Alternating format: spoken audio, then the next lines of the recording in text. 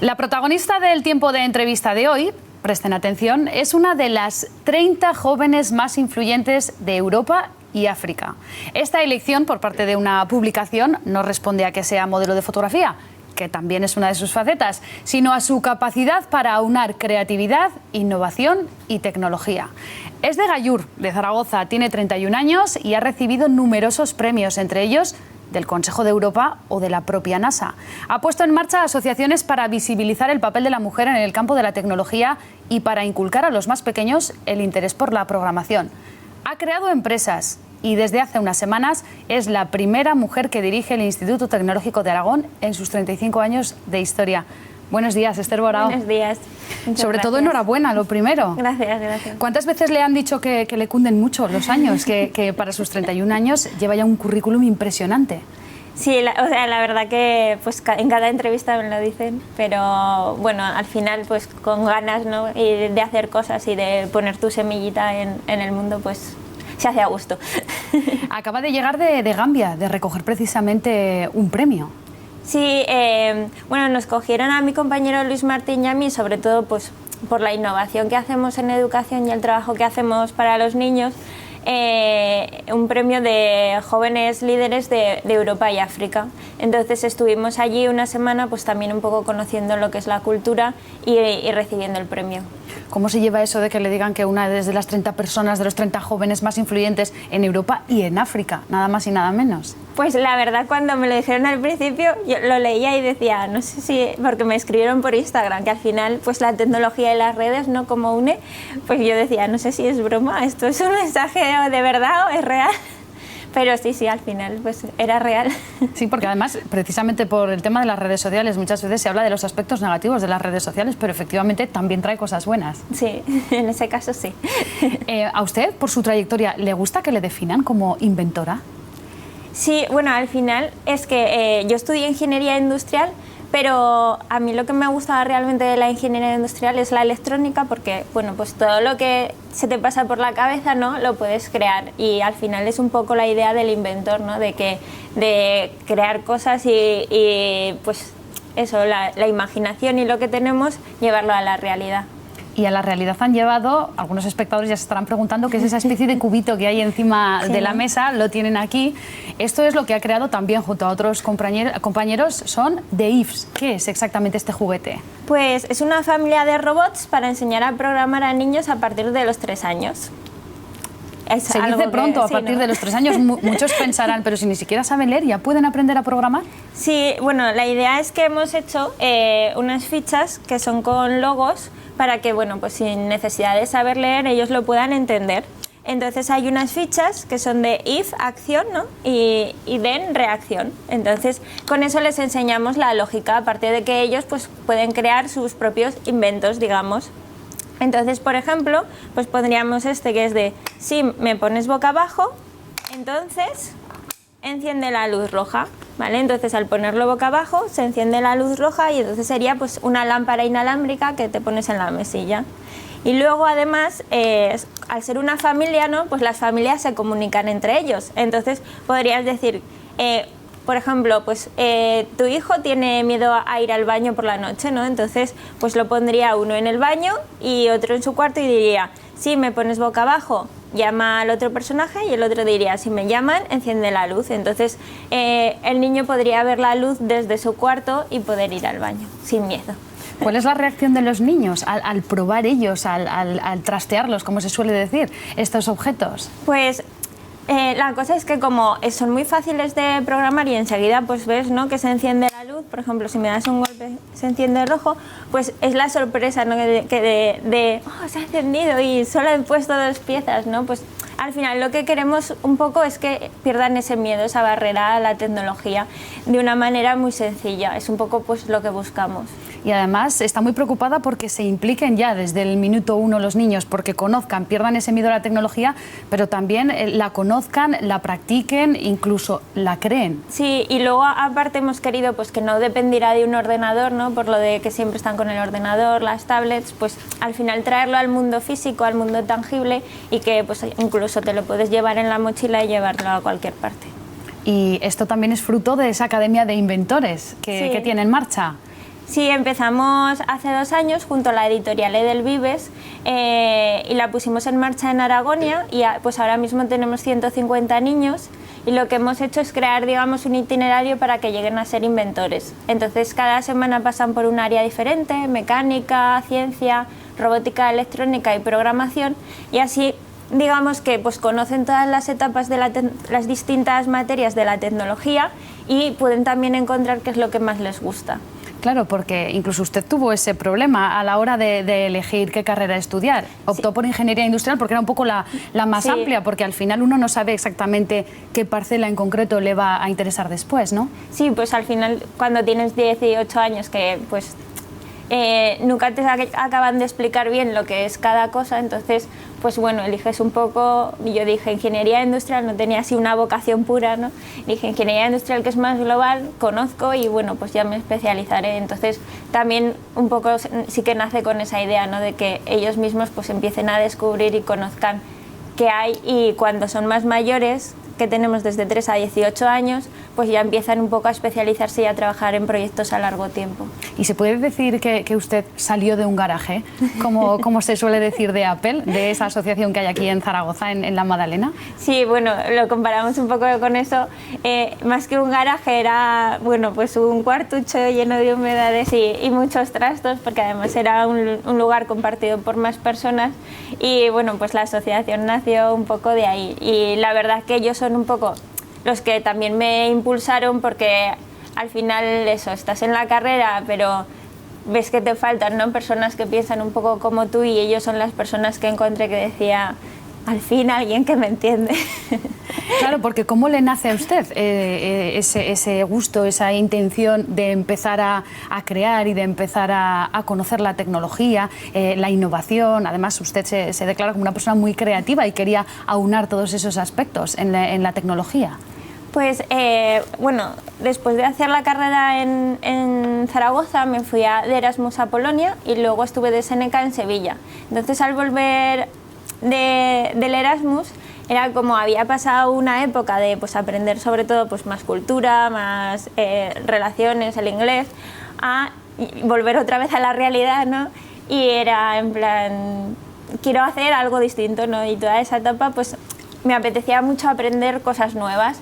Entonces me enseñaron una página web que veía que se mezclaba lo que era la creatividad y el arte con la tecnología, y entonces como que se me abrieron los ojos en plan, esto es lo que yo quiero, ¿no? Entonces empecé un poco pues a formarme, a ir a cursos sobre distintas tecnologías más creativas, más diferentes de lo que se puede enseñar en la carrera, y bueno, fui haciendo mi camino, y ahí fue cuando encontré a estas personas.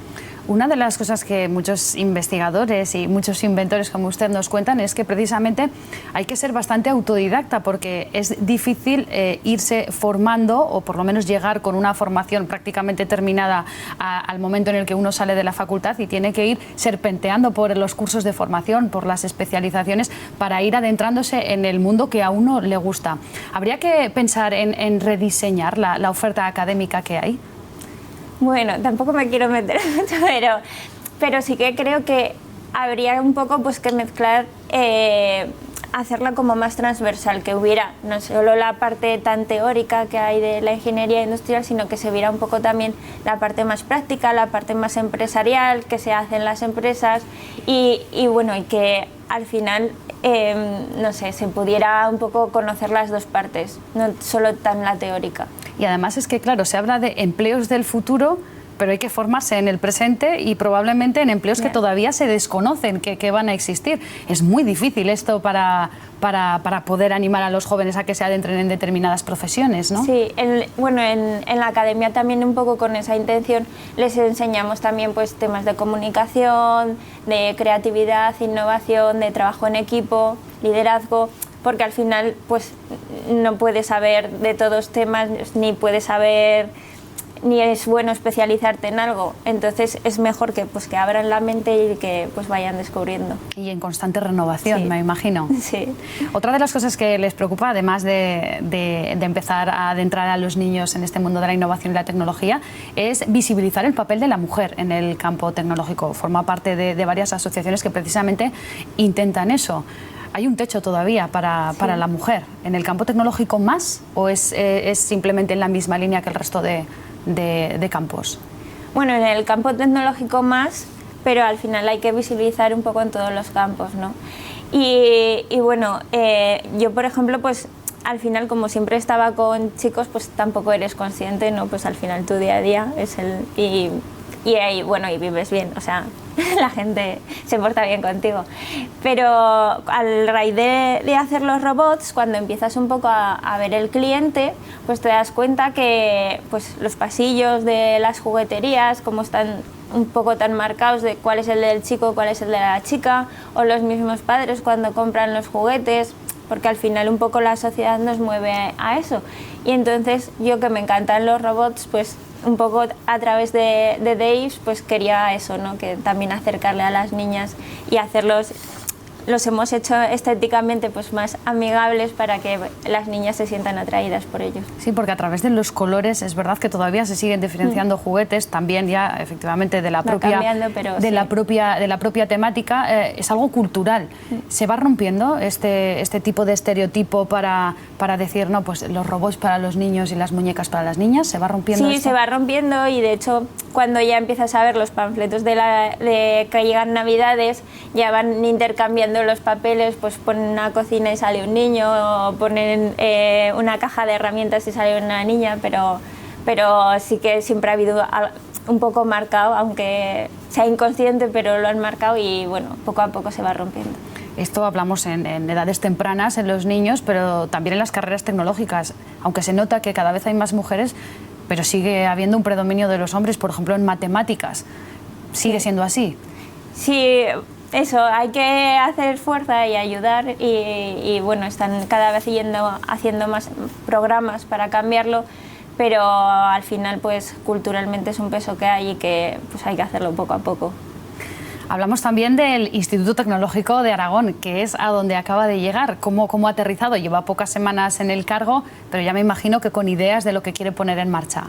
Sí, pues eso, empecé el lunes de la semana pasada, así que nada, recién aterrizada, pero la verdad que con muy buena energía, y bueno, me ha encantado lo que he encontrado, porque pues a una persona que le encanta la tecnología, pues llegar ahí es como... Eso es muy bonito, y luego que hay mucho talento dentro, y pues al final que se tiene que potenciar todo ese talento, y que además pues que las empresas que al final van en su día a día haciendo su trabajo, y que pues necesitamos renovarnos, todos necesitan innovación, pues que se conozca el Instituto Tecnológico de Aragón, y que las empresas intenten conocerlo y descubran lo que hay dentro, porque yo me he impresionado, así que seguro que ellas también. Claro, porque es un reto, ¿no? El todavía aumentar más, intensificar la relación entre la empresa y la universidad. Sí, bueno, al final están separados, pero en la investigación hay que hacerla el I+D, entonces creo que es una oportunidad que ofrece Aragón con el Instituto Tecnológico, que pues tendrían que aprovechar. ¿Cómo se puede potenciar también el que sea un poco más fácil la vida de las personas que empiezan a investigar, que empiezan a innovar, que quieren crear juguetes como por ejemplo esto? ¿Qué herramientas, usted que ha estado en ese lado y ahora va a estar en el otro, qué herramientas se les pueden dar a estos investigadores y a estos creadores de tecnología para que lo tengan un poco más fácil? Bueno, al final la parte más compleja, sobre todo del emprendimiento, es que tienes que saber de todo. Tienes que saber pues desde cómo hacer la fabricación, el prototipado, porque al final si es de hardware pues aún es más complejo, tienes que saber de números, tienes que saber de certificaciones, entonces el instituto en esa parte pues tiene un montón de herramientas de formación pues que se les podría dar a esos emprendedores para que pues fueran más conscientes de todo el proceso de aprendizaje que tienen que hacer. ¿Y usted recomienda el salir fuera de España y luego venir aquí para traer todo ese talento que uno va sumando a lo largo de su vida para luego empezar a trabajar aquí? Por ejemplo, desde su tierra, usted que es de Gallur, aquí empezar desde aquí a trabajar al revés, para el mundo, es decir, formarse primero en el mundo y luego venir aquí para trabajar para el mundo.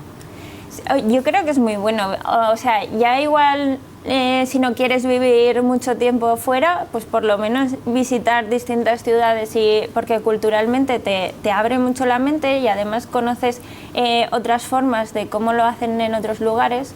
Yo estuve en un programa de la Embajada de Estados Unidos, que lo que hace es que coge bueno, este era de mujeres, ¿no? Entonces eran 52 mujeres, una de cada país del mundo, y nos juntábamos allí, íbamos visitando distintas ciudades de Estados Unidos para ver cómo lo hacían allí. Entonces al final culturalmente enriquece mucho porque ves otras formas de cómo lo han hecho que difiere de España.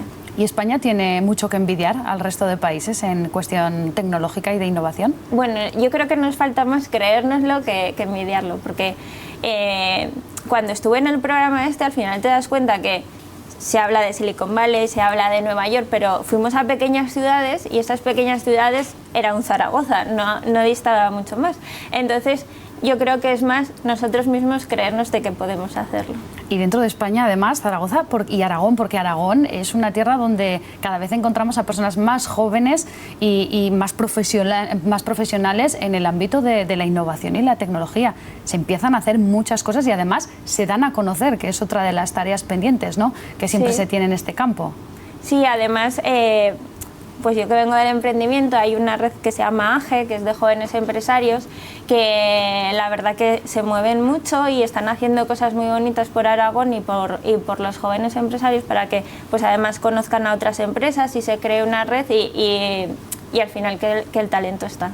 ¿Se ha marcado como objetivos a corto plazo algunos en particular dentro del Instituto Tecnológico de Aragón? Bueno, eso todavía estamos hablando y comentando entre nosotros y bueno, y conociendo sobre todo más lo que hay ahí y bueno, otro día ya vendré a contaros.